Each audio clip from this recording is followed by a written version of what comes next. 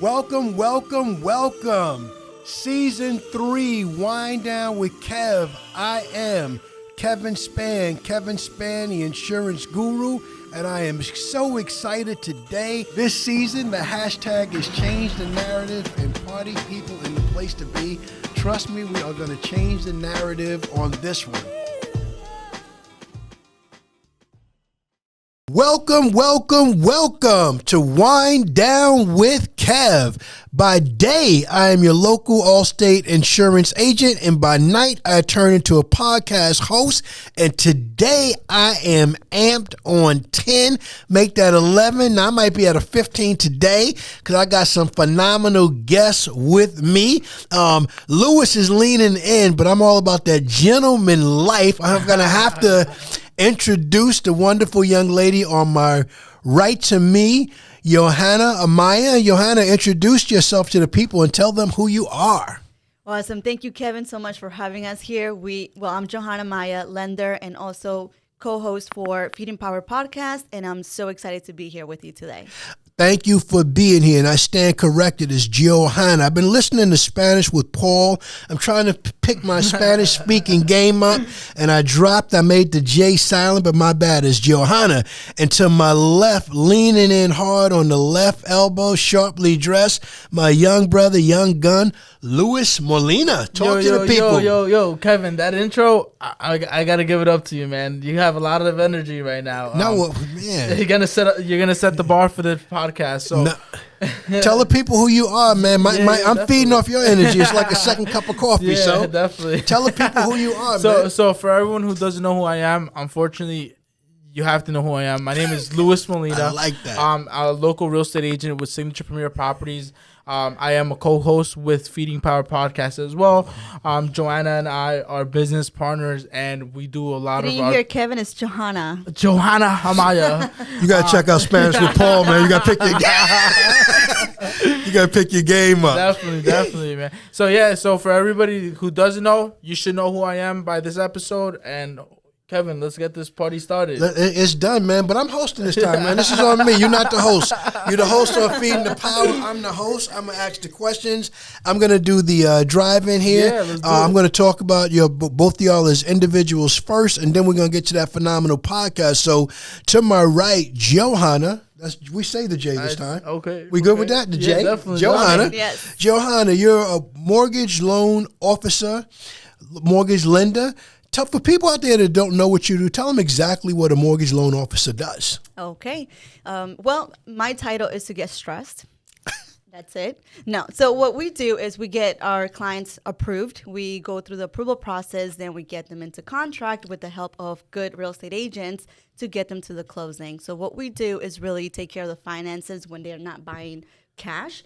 So anything that's real estate, that means land, properties, and so on. If you don't have cash, you're not buying cash, and you need a mortgage, you need a lender, that's when I come into place.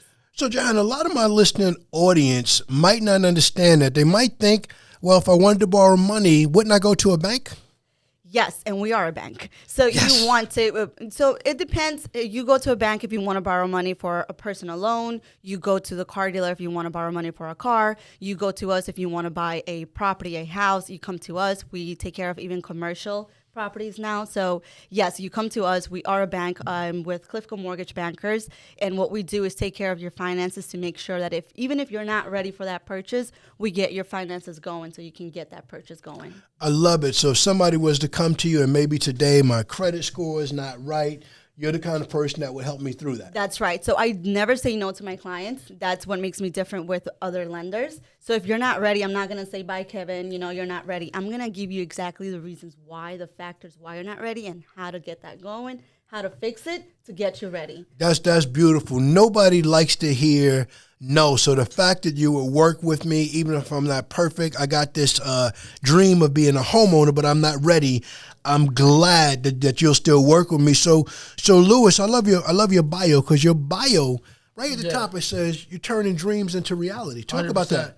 So I do turn dreams into reality because I want a Maserati. That's my dream.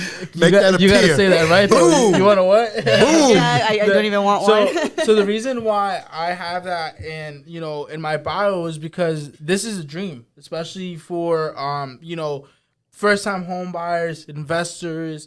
I work with investors. I work with first time home buyers.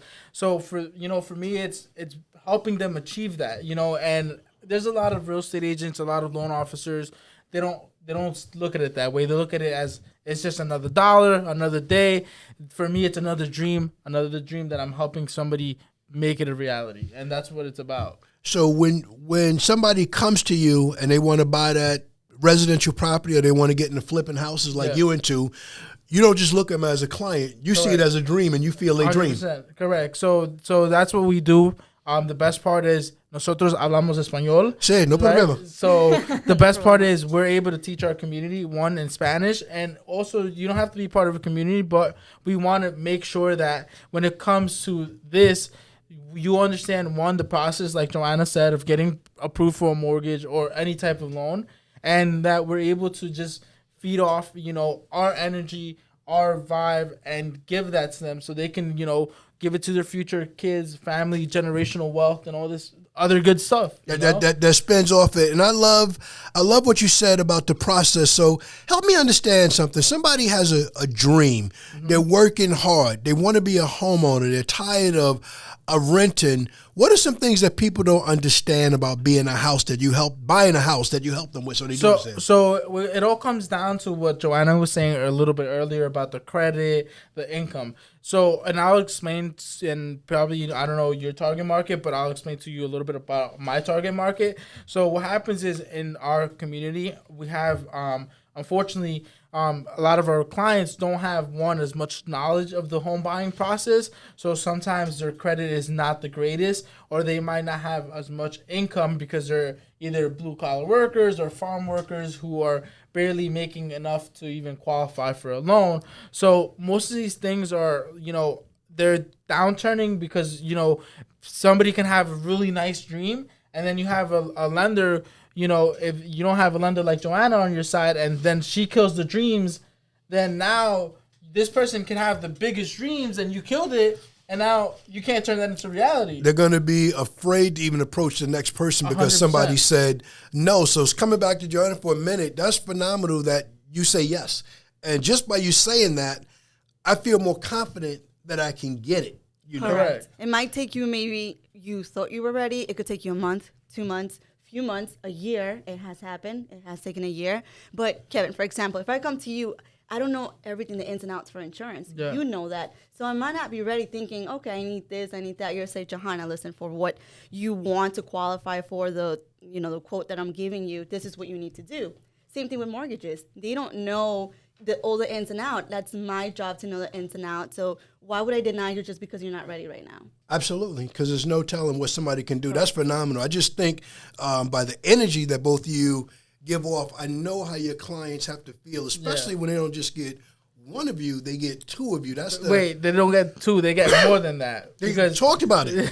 Talk about it. Let's hear about it. So because the best part about it is I have a team. So okay. My team, and Joanna's actually gonna start building her team very soon. So now when we have this team, we look for powerful players like ourselves who are able to also give the same energy, give the same vibe to our clients. So now you're not gonna have one Lewis. You're gonna have 7 Lewises, 7 Joannas that are all working together. Hold on. 7 Lewises. That's a lot. That's a lot of energy. That's like 10 cups of Starbucks coffee. That's a lot to handle. So how about 2 Lewises and 8 Joannas? That's a little bit of a better mix. But let's talk about your team. Let's talk about your squad, Team Elite. Yeah. Tell me about it. So Team Elite, it comes down to pretty much the same thing. When Team Elite was created because, honestly, when I first started in the real estate industry, and I'm going to say Joanna again, I'm throwing her name out there because we both started in this industry together. Pretty much I was thrown in. My broker at the time, and he can vouch for this. I know I'm not going to have any issue with saying this. He went on the first show with me. He said, Lewis, this is how you do it. That's it. I was like, what do you mean that's it? Like, you're on your own. Okay, great.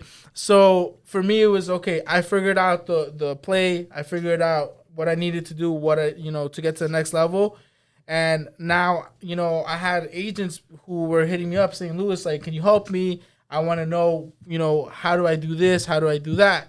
So, and my broker, the same broker that threw me out there was like, listen, you should start a team, even though it's not gonna be as easy to start a team and you're starting in the real estate. But I think it's the best opportunity for you to put yourself out there. And it's funny, Joanna and I had this conversation earlier, in the car on our way here, and we're talking about how building a team can show you how to deal with different personalities. Yes. And honestly, that's the best part of my whole team, because everybody is different in each way, but I know how to deal with everybody to the point where they understand how we can make our clients' dreams come true. I love that you say that, and what it's like to build a team and dealing with different people, because all your customers are a little bit different. 100%. Right? 100%. So we're dealing with different cultures and everything. That's a beautiful thing. So you're talking about building a team. I want to come back to one of your posts you put up recently. I saw you just advertised that you're looking for a loan officer, and it's a career opportunity. Yes. So building a team comes in place with I'm ready to help others. I was a little bit not greedy with my time, but I know that if I want to help someone else, I need to first help myself.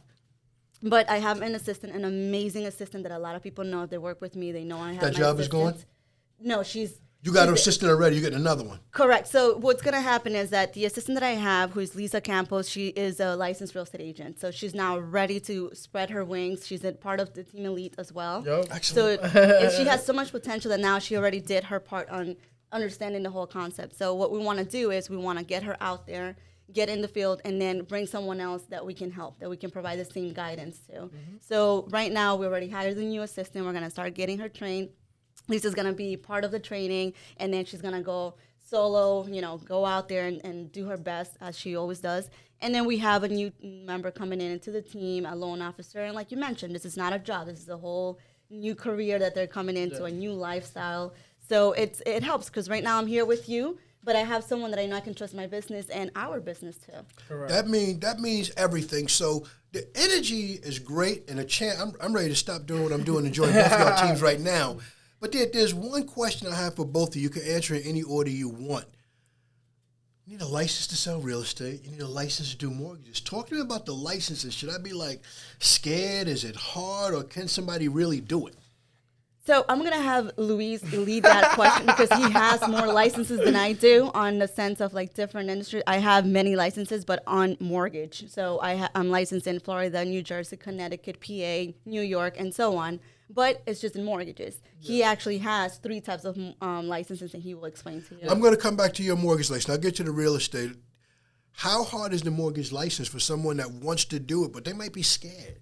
So it's different for everyone. It's an exam, a national exam that you have to get. So it's not like a state exam, so it's more difficult. I haven't taken the real estate exam, but I do know that it's 125 questions for us, and it's a national exam, so therefore we're going to be throwing everything from 100%. Real estate to mortgages to math to all of that. So a lot of people can't pass it the first, second, or third try, and you only have certain times that you limit. So, for example, if you don't pass it the first time, you got to wait a few months, second a few months, third 6 months, and it's 100 and something to retake it. Yeah. Fortunately, I did pass it in the first try. Let's go! So I didn't have to go through that anxiety, but I do help people that they've been there. I'm like, this is what you can do. You have to understand the concept. So if you are planning to get that license, don't try to memorize anything, because they will test you left and right. They will try to trick you. You will have to understand the whole concept. You will have to understand why and what reasons you're getting this license 100%. For. So that's my advice. It's not, I can't say it's hard because I passed it on the first try, but everyone has levels of things of what they think it's hard. Some people love taking tests, and other people can know all the material. Correct. And they get, I think it's just get scared, but yeah. Correct. I mean, I could butt into that, Kev, because I took my mortgage test. I have my mortgage license. Okay. So, and just to keep the conversation rolling, right? So I took my real estate test 6 times. Okay. I passed it on the 6th try. Right? Okay, let's go. So it's about 75 questions, but it all comes down, honestly, and I figured it out because, it was always between what test is the hardest. Is the mortgage test the hardest or the real estate test is the hardest, right? So, for me, I passed my mortgage test on the first try. Nice. Right? 125 questions. I'm like, like, wow, like, and now I'm taking 75 questions. And like Joanna said, it's not about you memorizing the questions. It's you understanding the concept of how things work in this business. And if you're not, and I was already in real estate when I was taking my real estate test. So I wasn't really into it like 100%, but I kind of understood the concept. But I just, like I said, I was memorizing the things, and then I expected those questions to be on the test. And by the time I would get there, I'm like, okay, I know this. And then the next Friday I would see failed. I'm like, you know. But you just said a lot about yourself. If you want to work with a realtor that's not going to give up on you, work with this guy because Definitely. you just did it 6 times. Yeah. What is it about you that you wouldn't give up? Most people would give up maybe on the second time. So, so I really like, okay, so the thing is, all right, I'm going to say it like this. So pretty much Joanna and I were working at this office, right?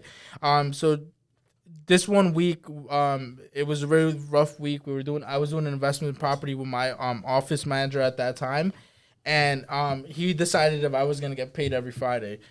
So there was a little issue. There was a hiccup between one of the deals that me and him were doing. I'm not gonna get into details about it, but long story short, we got into an argument. It was a Wednesday. The relationship ended. He was like, screw you. We exchanged some words. It happens. And pretty much that was it. I said, Joanna, look, I just got fired. Like, I don't have a paycheck no more. I got to figure this out. At that time, I had already taken my test the 5th time. So that Wednesday that I got fired pretty much, that Friday I go, I had already taken my 6th try, but then that Friday I go on the e-access to check the portal and it says pass. I'm like, there you go. That's it. Let's go. That's it. We're I was here. like, that's it. I was at the wrong place and I needed to get out of there for me to pass my real estate license. So then literally it was just that. That's what I've been doing since. And then Joanna joined me. We had already had a goal that Joanna was going to do lending and I was going to do real estate. She could elaborate on that as well. So, just so people know. Let's talk about it. So, yeah, we wanted to help the community because we come from parents that were also, we can say, victims of fraud when it comes to finances, especially the mortgage. Modifications were coming in and, they didn't know what they were signing up to. So we decided, okay, we have to help the community. We both enjoy real estate. We both enjoy this. You're the outgoing guy. You're the ones that's gonna go out there, build relationships and so on. He's like a friendly person. I'm like, I'll stay behind doors. Little did I know that I also had to go. Gotta do it. She thought she was gonna be hiding or something. Yeah, so I was like, I'll be behind the computers. And when I had my business, I would send everyone to do the photography and everything, and I'll stay indoors, like editing. I thought it was gonna be the same thing. So it's like, I'll get the lending license. You be the face of real estate, and I'll be the chef in the back. But no, I have to get out there, get thrown out there. So that's what we did. I went for my license. He got it a little bit earlier than me. New York license takes about 6 months to get in. So, New Jersey was the first one. So when I came into the game, he was already 6 months in. So he was already 6 months in. He already had tried other lenders. So people say, oh, they work together because they're friends. No, it's really because we both share the same ethics, the work ethic, morals, and foundations that he was able to test out somewhere else and understand that we're here for one mission. 100%. To get things done. And I'm all about the why, right? Yeah. Some people in it for the what, for the dinero, the money that's going to come from, but the why is everything. Yeah. And you talked about the community. You've said the community a few times. And then you just shared that some of your elders, parents were victims of the fraud 100%. in the industry. So for a little backstory for people, mortgage crisis, economic crash of 2009, 2010, a lot of people were hurt. They were in houses, put in mortgages more or less that they shouldn't have been in. 100%. And when it fell down, on the top, the country fell apart. On the bottom, people really suffered. Yeah, Correct. the middle class. Correct. Yeah. That's right. And then when it comes to our community and the minorities, it's also the Spanish speakers, that's when we decided there's not a lot of professionals with their own language able to explain things or them defend themselves in their own language. Because if I go to someone and I lie to them, and it's the same language, they're going to feel confident to come back at me Yeah. and say something. But if I don't speak their same language, they're going to say, wow, she did something that I didn't understand, but I can't communicate with her. And yeah, and that was a big thing in the Spanish community, where a lot of like there is Spanish like people who were, you know, trying to help them, but in reality they were taking advantage of them. My father was a victim of, you know, the whole 2008 foreclosure. And that's what I do because, you know, he at one point he was losing his house in a foreclosure. I was able to save his house from doing loan modification. So like Joanna said, we're big community people. And we love what we do because we're able to help people just like us, people like you, Kev, who are also, you know, understandable and want to be successful and have big dreams. What you just said, the why part of what you just said is just massive. You went through it, your father went through it, and you helped him save his house. Now, I remember the story that you told me before. Yeah. You were really young when that happened. Yeah, so unfortunately, like, you know, my dad bought his house back in 2005. I'm a 01 baby, so I was about 4 years old, right? Oh my gosh. So hold up. Let me get my calculator. 01 baby. This is 2021. Carried 20? Yeah, 20. Real estate broke. 20 years old, people. 20 years old. Yeah. Talk to us. So yeah, pretty much, like, it's like on our show, on our podcast, we had this one lady, Susan Clark, and she said something that has been stuck in my head forever, and she said real estate or death, right? And real estate or death. Yes, real estate or death. And that was that situation for my parent and myself, right? Because you know, thank God we didn't get evicted, but, you know, there was a lot of people who got evicted who were in worse positions than we were. I saw my father getting taken advantage by, you know, many attorneys, you know, appraisers, just, you can name it. A lot of people in the real estate industry, taking money left and right. So, you know, it was very unfair. So at one point I decided, you know what, screw this. I'm taking it to my hand. I'm going to see what I can do for my dad. You know, and that's how everything works for its purpose. Everything has a purpose, you know. It's funny because I ended up working at this office where the person who was managing the office was the one who taught me how to do the loan modification. I swear to God, Kev, there was probably about at least 20, 30 other people who tried doing that and could never get it approved. Wow. It took me about 6 to 7 months. We got it approved, and that's how I met Joanna. That's a beautiful thing. So you met him right at the time you were going through. I want to stay with your dad for a second and being hardworking person, works hard enough to buy a house, but take advantage. Tell me about your dad. Tell me what work he was doing, how he pulled off the house, and how excited he was to have it. Yeah. And then what happened when it went left. So the way that, so my dad's been in the construction business. He's a general contractor. He does most of my like construction all over flips and stuff. So my dad's been in the like paving, masonry, at general contract, roof, siding, you name it, pretty much building homes from scratch. So he's been in that business for the last, I'll say, 25 years. And pretty much, you know, like everybody's cultural dream is to own a home. So pretty much. Where's your dad from originally? My dad's originally from El Salvador. Beautiful. So, you know, he comes here from El Salvador very young.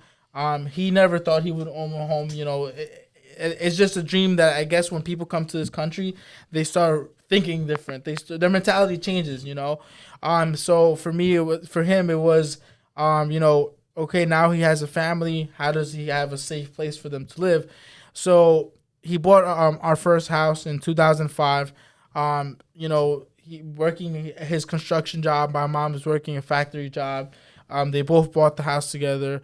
The house is cash cow now, so it's definitely a great opportunity. You know, he probably didn't know it was going to be a great opportunity, but so long story short, unfortunately, the loan that he got back in the days was an adjustable rate mortgage. So, you know, Joanna can explain, you know, what that is to the people who don't know what adjustable rate is, but pretty much his payment was changing every month. 1 month it was $2,500, the other month it was $4,000, then it went up to $7,000. So where's that money supposed to come from? I know people have dreams, and dreams have dollar figures attached to it. If I come to you and I say I have it, I can do $2,000, I can do $2,500 a month. 100%. and then suddenly it's $4,000. Where's that supposed to come from? Well, that was the trick back then. They know it wasn't going to come from anywhere, so we'll keep your house. Yeah. Yeah. That's what it was, So it's like, okay, right now you think you can afford it. You're going to keep growing financially. Okay, but financially to what extent? Right. Once you can't do that, then that's it. You're underwater. And you got to remember back then, too, you were getting either 100% financing or 110. There's people walking out with just putting like bare minimum. And that's that's insane because 100%, all the money being loaned to you to buy the entire house, 110% more than what's necessary to buy the house. If you don't have anything in it, you definitely don't understand it. So, and I know there's more parts of that behind the scenes than there ever was. But thank God for you guys, that next generation to come in. So the theme of my whole season this year is change the narrative. How people were in one situation and they changed it. So you kind of told your story, how you changed the narrative. I want to ask you, you own and operate a completely different business. Talk about that business and how you changed the narrative to come into this business. Okay. So I was always into business administration, always into business. As from 17 to 21, I was doing managing for a retail store. So I was a manager there. And then I went into banking while I was studying for business administration. I didn't know what business I wanted to pursue. I just knew that I was good with running a business, managing people, running the numbers, and so on. So eventually, since my father was a photographer, he showed me all about the business. I was like, you know what? Let me establish a studio. Let me make it happen. Let's make it happen. But I wasn't the creative artist. I was the one that was able to close every contract, get everything done, delivered, and so on. And I would send photographers. I would send videographers. I would outsource the editing because I didn't have that creative eye for it, but I knew how to get the business coming. So eventually I became very interested in real estate and so on. So since I didn't have any single person to rely for information, I was like, okay, I'm going to leave everything and I'm going to go somewhere where I can learn this, even if I have to pay. Well, thankfully, I was looking online and I saw Indeed that he actually threw it out there with the other company that he was working with. And it was real estate based with the short sales, foreclosures, and so on. So I took a hit on my pay. Okay. And that's what I saw, the bigger picture, the vision of like, this is what I want to do. So I was used to getting this much, but I was like, you know what? Now I'm getting paid to learn this. And that's 100%. The way I saw it, even though I took a big hit on being coming from the bank and so on. So I'm like, all right, managing this business. So I have enough income to come in here and get, I think it was like $16 an hour. I'm not sure. I don't remember. You did it though. But I took the hit and then I started learning. And then when I met Luis, he was like, I do all the work and it's only you and I doing all the work. And I was like, yes, because we are interested in learning. Yeah, business. 100%. And I was like, this is the school for us. This is, we're going to graduate as in once we're ready. And I'm grateful that I was there. I'm grateful that the guy took me in, saw the potential. Yeah. And I'm grateful that I have met Luis. And like we always say, there's no coincidence. There's purposes. And we both came from the same background of like our parents going through hardship and financially. And here we are now. And I think that's what makes us work perfectly together. Because you can relate. Your parents first generation as well? Yes. El Salvador as well? El Salvador and Honduras. Yep. Okay, both of the above. You said a lot in your Change the Narrative story, and I think it's something a lot of people struggle with. Yeah. Once they get to X amount of dollars an hour, X amount of dollars per year, you have the false narrative that is always going to go up and nobody's willing to take a step backwards to go forward. Correct. You had to go from 100 to 0 to turn around and 100%. Go back to 0 to 100. So I try to share words with people like internships and shadowing. 100%.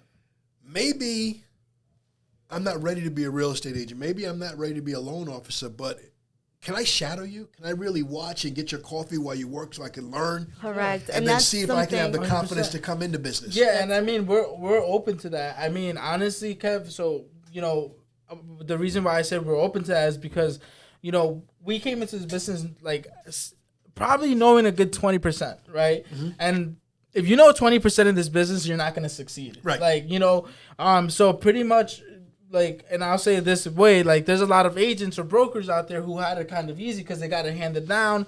They had somebody in the business or somebody just said, hey, you're going to be a loan officer. Here's all my tools, all my clients. Just make sure you figure it out. For us, it was like, scratching left and right, figuring out who's our database, where's our clients coming from.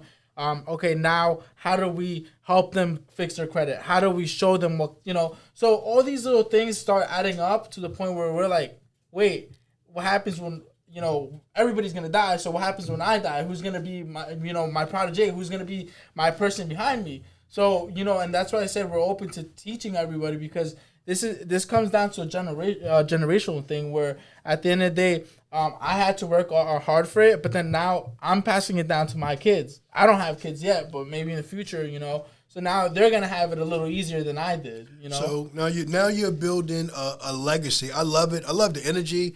I love the realness and the truthfulness and the backstory. You can't make none of this. You can't make none of this up. You can't. It's all can't. Real. It's all heartfelt, and the energy you come with is like everything happened yesterday. Yeah. Because you never forget. It's on the top of your head. And to go back to that, I used to apply that when it was hiring the second assistant. And it came to also the questions that they had. How much am I going to get paid? What is the benefits? What is this? Can I get a raise already? Can you give me more? So I'm like, okay, you're looking for a job.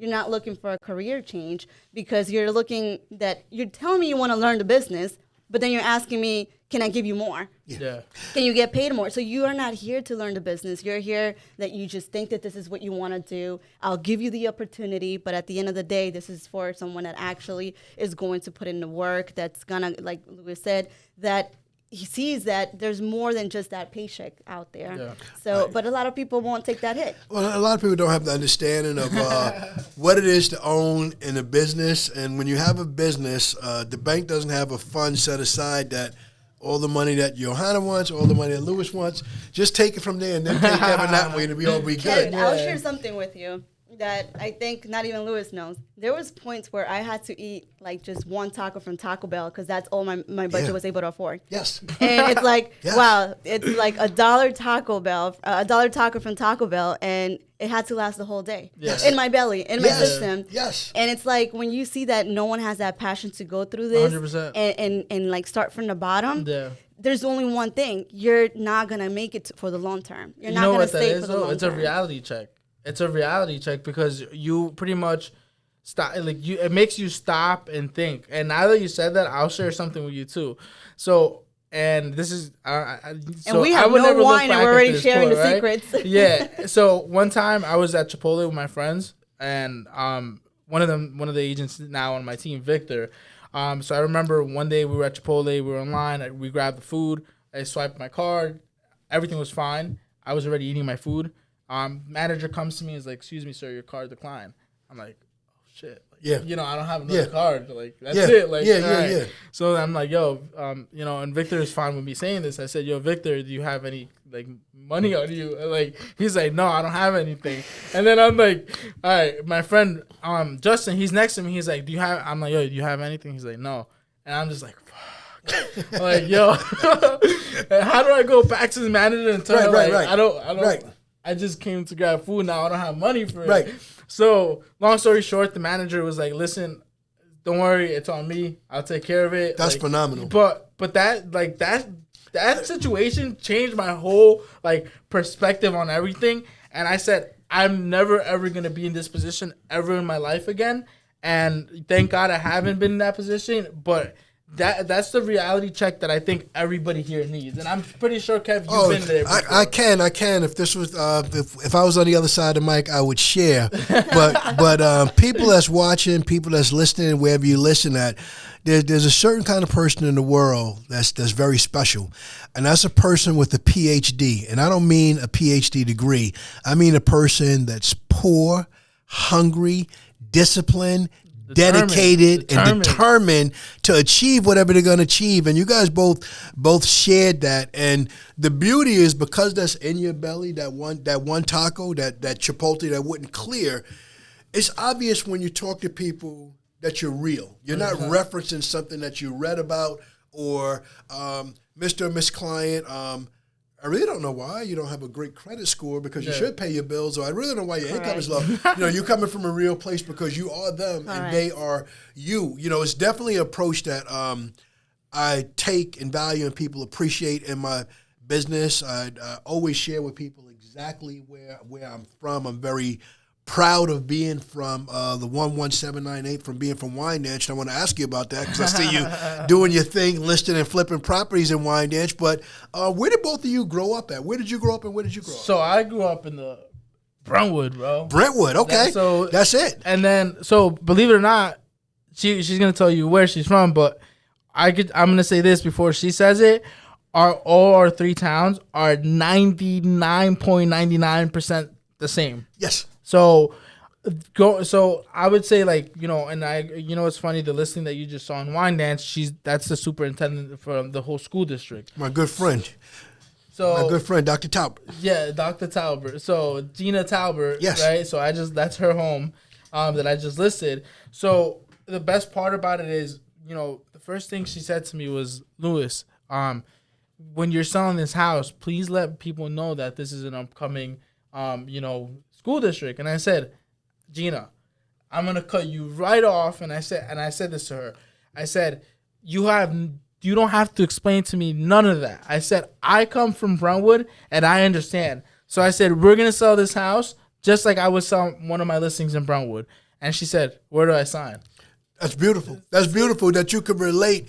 And that's important because you're selling, part of the house buying process, you're actually buying a school district. Yeah. So you being from Brentwood, shout out to Wood Nation and all my connection to Wood Nation. Yeah. It means a lot to be able to talk about that experience that you had and what their child is going to have in the school. And especially for you as a young man, that you navigated every part of it and to be who you are and where you are today. Correct. And the best part is a district, the town doesn't make who you are. You make who you want to be. If you hang out with the right people, you make the right decisions. That's what's gonna change your life. If you have the right mentality, it doesn't matter who you're next to. You could be a gang member. You could have a drug dealer right here. But if my mentality is set on I want to be successful, that's who you're gonna be. And honestly, the reason why I said that is because a lot of people have false perspective on Brentwood, Wyandanch, and I'm not going to mention her town because I want her to talk about it. But, they have false perspectives because they don't come from these places. They don't come from places with adversity. Most of the stuff they come from is given to them. So they will never understand what Joanna has been through. So when people talk bad, like, oh, Brentwood's bad, Wyandanch is bad, I'm like, you never been there. You don't know anything. So shut up and stop hating. No idea you wish you were from there. The love that's in these communities. So same question. Where are you from? Oh, wow. Well, this question makes me a little nervous because no one asked me questions. I do all the questions. I ask all the questions. And I haven't shared, a lot of people don't really know me or my story. So, and most of those questions, again, see, it gets me nervous. Even Luis is probably first time listening to it, but I want to be transparent because then if you lie, you got to remember all the lies. Right. That's one thing I learned. So I was actually born in California, in LA, but I was raised in El Salvador. And a lot of people, 99% of people don't know that. Okay. So I was raised in El Salvador without my parents. I was raised with my grandparents, and that's where they showed me everything I know from right to wrong. When I met my parents, it was in Hempstead. So I moved to New York in Hempstead. And that's why also English is not my first language. And eventually... You would never know. Great. And eventually we settled down in Unondale. So that's where most of my childhood was, in Unondale. And Unondale, like you mentioned, a lot of people would say, it's a bad area, it's a bad district, it's this and that. But one of my favorite quotes is, you define your situation. You don't let your situation define you. And that's something I had ever since I was probably, had a memory since 5 years old that I can remember. That's the way that I've been taught. Like, you go there and you make the best out of it. So it's never going to be where you were growing up. It's what you want to do out of it. I love that. You said you define your situation doesn't define you. Correct. Who's the author of that? I know a lot of quotes. I don't know. I am not sure because I've been on that quote since such a long time, since I was 5 years old. I do remember my grandfather being one of the people, and then my father reinforcing that to me all the time. Therefore, I will hang out with anyone. If you see, I will have all type of friends. A lot of people say, tell me who you're with and I'll tell you who you are. Yeah. No. Because I know where I stand. I can sit on the same table as anyone because at the end of the day, I'm me. And that's what it is. You define what it is. You bring that good energy wherever you go. It doesn't matter who you're sitting with, someone with a nice suit or someone that's there just, with their straight up for work. You with never, the ripped jeans like Louis. the t-shirt, the ripped jeans. That used to be me. But some days it's still me. It just means that you're grinding. It just means that you're grinding. A lot of people have those false blinders on. They think they can evaluate you by your appearance. Where my office is at in Queens, I serve the world. Everybody's from everywhere where I'm from. You know what the makeup is of Wine Dance. And I'll repeat that quote by a different author, someone from my hometown. The author is William Griffin, better known as Rakim, and he just said, "It ain't where you're from; it's where you're at, and it's where you're at. It doesn't matter. It's who you are." And the energy you're giving off to be yourself. So thank you for being transparent, for sharing that. I saw the realness in your eyes, and that's what I love to do, to let people tell their story, because people buy you. They don't buy your company, don't buy your company, don't buy 100%. mine. They buy you because you're real. So I want to stay right there for a second, because it was so powerful. What you said and how that came across. So again, you guys are both from areas and can connect to people in areas, and these are the properties 100%. That really have a lot of the value in it. 100%. A lot of the value in it, especially now. So let's talk about that from just like a real estate perspective of some of the values that are out there. We all know what's going on as we're recording this. This is the fall of 2021. We're 100%. Here on Long Island.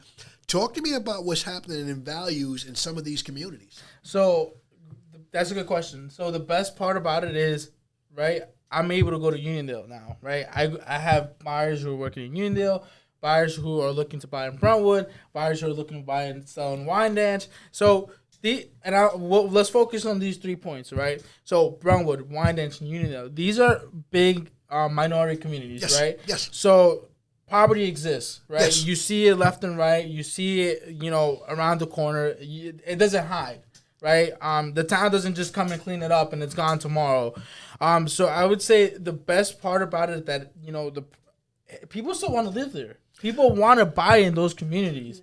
So it doesn't matter if somebody's asking you for $1 in the corner, or if there's a homeless guy sleeping 2 houses over, people will still buy that house because they know that they're gonna have more love, and that they're gonna have they're gonna live in the right neighborhood, and that they're gonna succeed no matter who or what is there.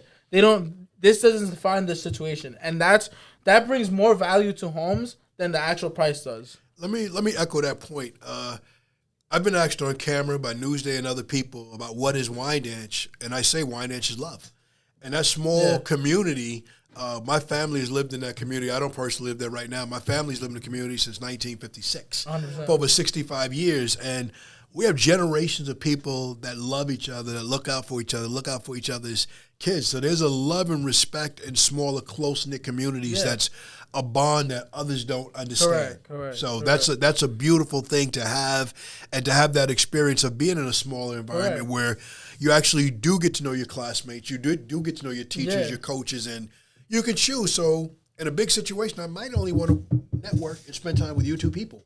Yeah. So that is phenomenal, and I think that's something that people can buy, and those values escalate. So let's talk a little bit about the flip game. You're buying. You're not only lost in my thoughts. I'll be remiss if I don't ask you this question. Help our listeners understand the difference between an agent and a broker, because you're a broker now. Yes. Talk to me about both. So all right, pretty much, and I'll get into details a little bit, right? So now that I am a broker, that thank God I passed my test second try.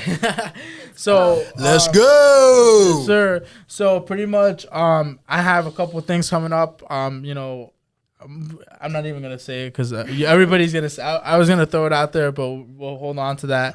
But pretty much now as a broker, I'm able to have agents. So I have my own team right now, but so pretty much they're just right now I would say like business partners, right, that we work hand to hand with each other. But as a broker now, I'm also able to offer them, training when it comes to, which we already have settled, But I think as a broker, it also gives you the title of, you putting yourself out there as well.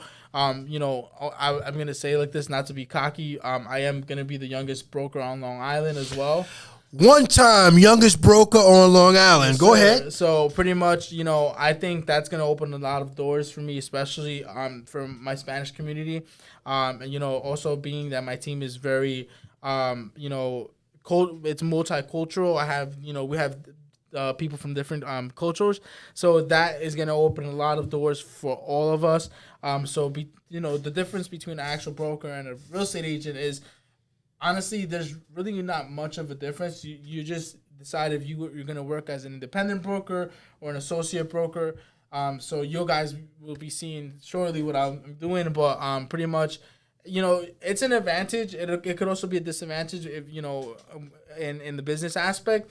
But if you know how to, manipulate the market and work with your clients the right way, then there should be no issue with succeeding. I have no doubt your energy, your drive is too great. Not succeeding is not an option for you. Yeah, definitely. I think that's clear to everybody. I'm gonna come back to changing the narrative with you. When you got into the mortgage side of business, leaving the other business, you thought you'd be behind the scenes, but now fast forward or look at your IG and you're speaking in front of people. So the funny thing is, I remember the first time I was in front of the camera. He was actually there, and it was with I was with a different bank, right, where I started my license. Who they've been very helpful. So the first thing he thought is like, okay, let's put the camera in front of her. She works with cameras, being behind. I couldn't even say, and he wanted to introduce myself in Spanish, which is my most comfort language. I couldn't even get my name across. Wow. I got so nervous that I couldn't even say. I was like, "Hola, me llamo."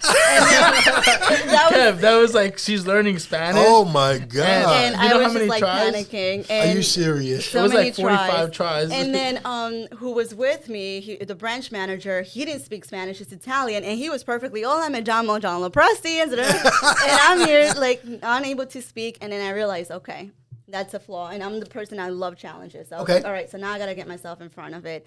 I did something crazy. I started a radio show live. Okay. So there's no mistakes. No mistakes. Everyone's watching you. There's no like, oops, sorry.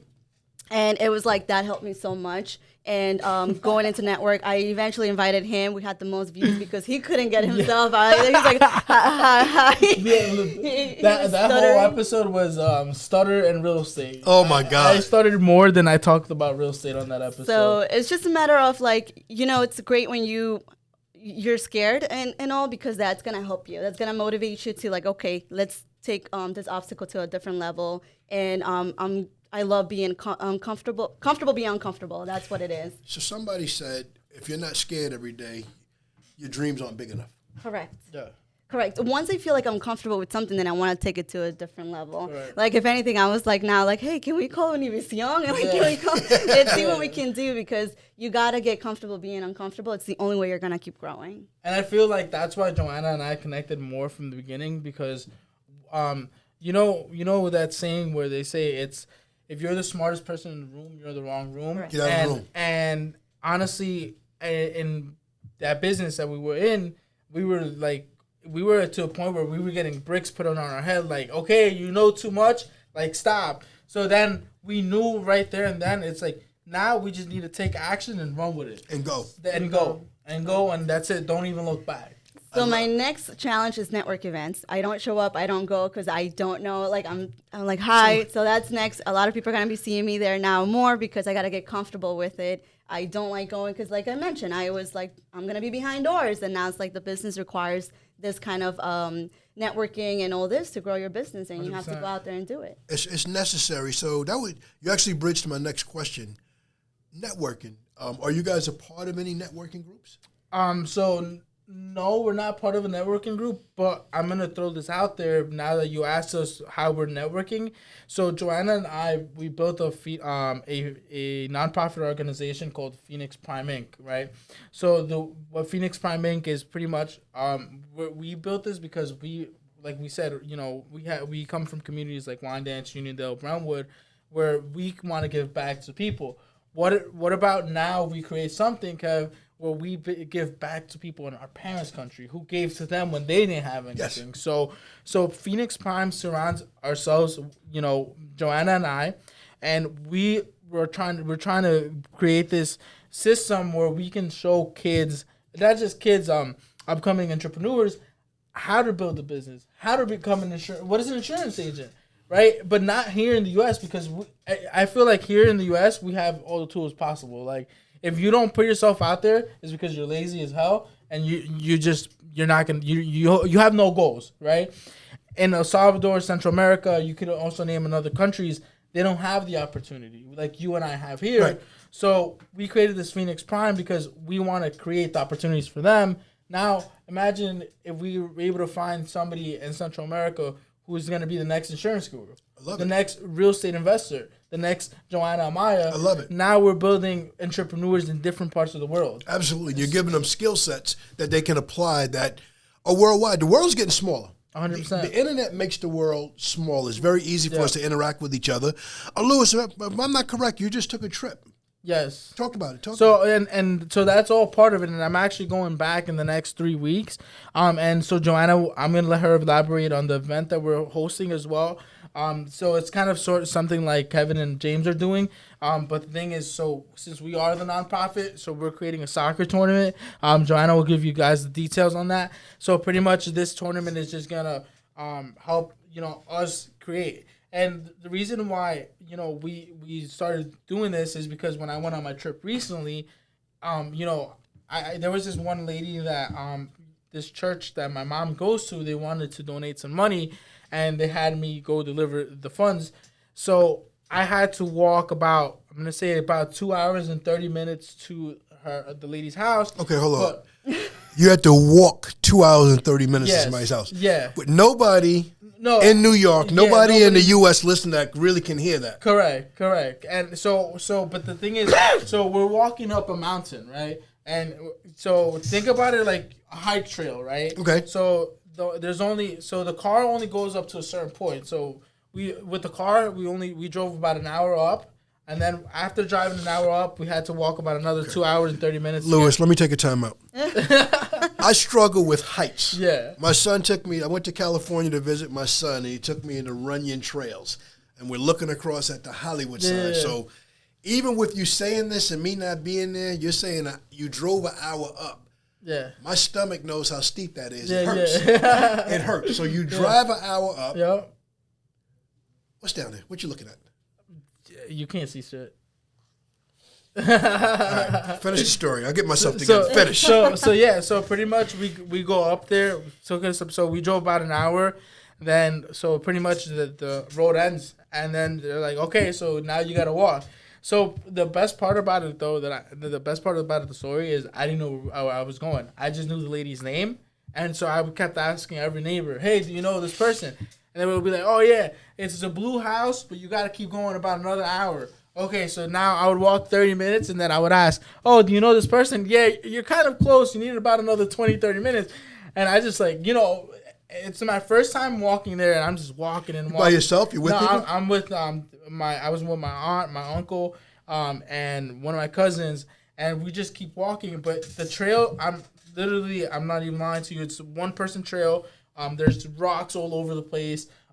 This is unsafe conditions. So, long story short, Kev, this lady, she washes people's clothes back in the village. So every day for her to go to work, she has to walk those 2 hours all the way down. Hopefully, she catches a ride another hour to the main road, and hopefully she catches a bus from the main road to the village, and if she missed all those buses, she's walking her ass home to get to her house and feed her family and help them. So when you see the stuff, when you see the adversity, you're just like, we have every opportunity. We have every dollar. Here in the U.S., we have enough money to everyone can be a millionaire. So why not share those opportunities with people in these countries and these third world countries that they don't have that? You are touching with everybody. So when this is edited, when we do my clips, that's my clip. That's the story. So we'll come back to it, but that's the story because you have to paint a picture for people. And we're back on because what happens is this. We're in the iPhone and the Waze generation. 100%. When you're describing directions to someplace, if this is the first time somebody's coming to the studio, I send you a text. You don't ask me how you get there. You Waze it and you come. Yep. You're telling a story from a different place and a different time that people cannot imagine. My parents are from South Carolina. It's a rural area where you have rural stories like this, where you go down the road to the mailbox, you'll see a red bird, and then you'll turn this way and go that way. So, and it's insane to me that this story still exists in 2021. But I'm glad you did that. I'm glad you made me comfortable being uncomfortable. First with the heights, and then second with the reality of what your nonprofit and what your vision is for giving back. Because you doing that, it's going to change not only her future, but many people's future 100%. Going forward. Because again, it's getting smaller and smaller. So I would be an ignorant host if I even asked questions like, what is the Wi-Fi like, and could you talk to somebody? Because I know that doesn't exist. They don't even have electricity. They don't have electricity, bro. So after 5 o'clock, it's already dark. You got to turn on the fire, and that's it. Think about it. What's going on? Yeah, well, you're giving me and you giving everybody a lot to think about. I've done my fair share of traveling. I've been in different parts of the world, 100%. But I have not been in that situation. I think most people listening and watching cannot relate. So if people want to know that deep pit where your passion, where your pain comes from, I think you just told every story that we needed to tell. So you really can not only hear it, but you could feel it. Yeah, okay. And I saw it, man, and that's the best part. And, Joanna, just elaborate, tell everybody about the event, because I think it's important because, we can't live it. We're not living that generation. But, Kev, now it's so easy. You turn on that, we can turn on that switch and we have lights. We have a Wi-Fi box. If it's not working, we reset it. Now people are watching us, Kev. But these people they have nobody watching them. Nobody knows who they are, Now imagine how many other people are in that same village that are also in the same situation. Yeah. And these people's houses, Kev, I'm telling you, I'll send you a picture. It's literally branches, a plastic bag, hoping it covers them from the rain, and just some type of roof. That's it. So, Kev, you and I, Joanna, and everybody else in the real estate industry, it doesn't have to be real estate industry. We have every power to change the world. Not just Long Island, not just New York, not just USA, the world. And you use the word power. I'm going to come back to the event in 1 second. You're using the word power, and you're giving off powerful, insane energy. I noticed that the name of the podcast the two of you do together is called Feeding the Power. And that's a What's shout the out. backstory? That's a shout out. Oh, okay. I was going to cut you. I didn't mean to, but I wanted to shout out Susie. Susie is my sister. She's a real estate agent. She's part of Team Elite. And she came up with the name because we were looking for the name. And she said, Johanna, you and Luis are always feeding power to people. Yeah. And I was like, what? Wow. And she's like, that's your name. And I'm like, there we go. Are you serious? Yeah. We had. She's the one that came up with the name. She said, you and him, because she came into the business. She was licensed prior, but she wasn't practicing her license. And then she knew about him and I working together at the time. She's always like, you're helping, you're out there, you're this. When I stopped because I was taken advantage of. I was scammed. My license didn't take any effect. But she's like, you guys are actually helping. So we had this project, and I was looking for names, and we were like brainstorming. And she came up with the name. She said, you and Luis are always feeding power to people. That's your name. Yeah. And we actually had a different name before the podcast. I can't even remember because it was all in one. All in one, yeah. And we were like, it was not good. It was not good. Feeding the power. What's your sister's name? Susie Amaya. Shout out to Susie Amaya. That's powerful. Steve Harvey said, whatever our family and friends say we should be doing, like if you're the best cook in the family and they tell you should cook, you should do that. If you're the best hair cutter, you should do that. Other people can see things in you that we can't see in ourselves. So shout out to Susie for the name. Feeding the Power podcast. That's also networking. How has that made you feel being in front of the camera doing the podcast? I was on the other side. I was being interviewed by you guys. How have you enjoyed just talking to people and seeing your podcast after it's out there? We love it. I love it. I absolutely love it. Yeah, I mean, believe it or not, and I'm not trying to, put anything on any other buddy's podcast, but Joanna and I originally tried doing a podcast, I'm going to say probably a year and a half before any podcast came out. Not any, because we already had, Charles already had his. Yeah. So, I'm saying, here with us, and I'm not saying it in a bad way, right? Mm-hmm. But what I'm trying to say, it's we went to trial and error. We did one on our own, and it was oh my God, it's not good. And then we had one where one of the guys came with the audio piece, this small, we're trying to record us. And I'm this is not going to work. So what I'm trying to say is, long story short, right? Everything, you making time to have us on your podcast, it shows, that you're dedicated to it. And that's what we are. We're dedicated to making stuff happen. We're dedicated to our podcast. I think everybody else who has a podcast, it's dedication. You have to make time for it. You have to talk to people to come on the show. You got to sit back there with our car and everybody at EPM to make it happen. So, I love it. It's work. And for me, doing this the last year and a half now, it's networking. It's allowed me to be in front of people without being in front of them, or a couple of people at a time, and I love it. As things get better and things open up, what's next for you guys? Let's talk about the event. The event. So the soccer event that we have, it's a soccer tournament, and we're doing it a little bit different. He then mentioned there's something going on, and I believe Kevin is doing it. And one of the things I would tell him, when it's for a good cause, it's never a competition. No. There's so many hands that could be out there helping. So I'm I don't think that they're going to say, oh, they're doing the same thing, because like-minded people don't think that way. They think we're all here to help.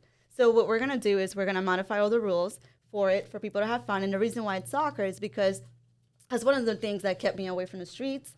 And I also coached soccer for 7 years for middle school teenagers. So then I was okay, we're going to modify all the rules. We're going to make just 10, 15 minutes, 7 players, and just have fun kicking the ball. Something different, no drinks, So 10 to 15 minutes, you got my attention, because I've seen soccer for 90 minutes and nonstop running. I don't think I can do that anymore, so so we're going to keep it simple, 10 minutes. Depends how it goes. It could be 15, and we'll go to penalties. A lot of people, I can't even run now more than 15 minutes, so I'm doing that of my safety. And it's going to be, all donations are going to be, the first project is going to be Honduras for the story he shared. And you could donate if you can't, make it, build your team, and so on. So it's going to be October 30th, and the sign-up ends on the 17th.